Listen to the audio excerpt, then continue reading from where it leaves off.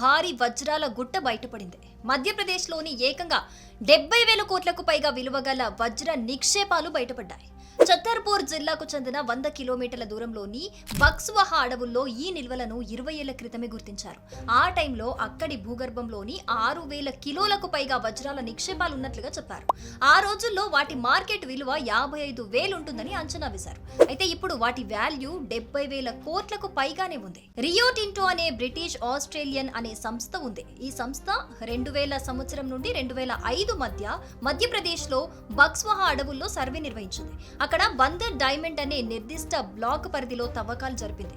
ఆ ప్రదేశంలోని భూగర్భంలో దాదాపు 3 కోట్ల క్యారెట్ల విలువైన వజ్ర నిక్షేపాలు ఉన్నట్లు ఎక్స్పర్ట్స్ గుర్తించారు.